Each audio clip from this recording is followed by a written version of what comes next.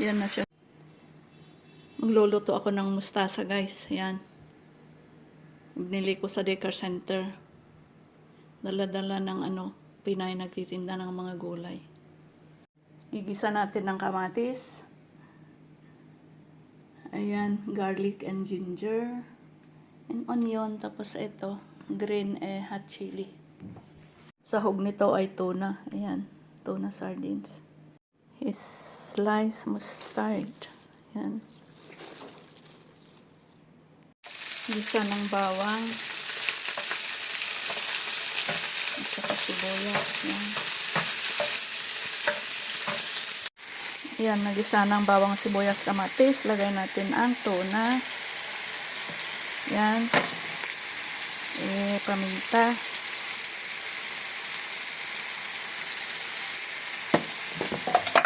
Asin to taste. Salt to taste.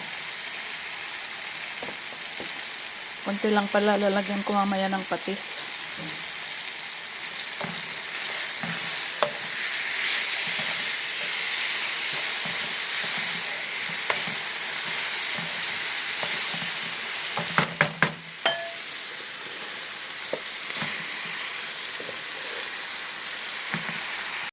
Yan na siya, guys. Nilagyan ko na siya ng patis. Lulutuin natin yung maluto. Wow, luto ng aking pechay, guys. No, mustasa pala. Wow, luto ng aking mustasa, guys. Maraming salamat sa iyo, Vivian, nang dahil sa iyo makatikim ako ng mustasa ngayon sa loob ng maraming taon. Di ako nakatikim ng mustasa ngayon lang. Ayan.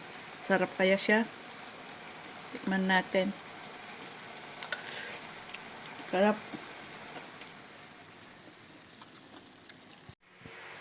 At last, nakarating na ako dito sa apartment namin. At least kahit na mag-isa ako, peaceful naman ang aking buhay. Walang commander. Wala akong boss ngayon. I'm the boss of myself.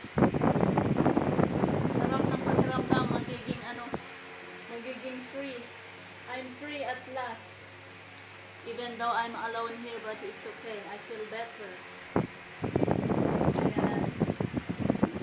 Just wanna say, guys, that I'm here in our apartment already. I arrived here after a long distance ride sa train. Tinabot ako ng more than 3 hours. Ayan.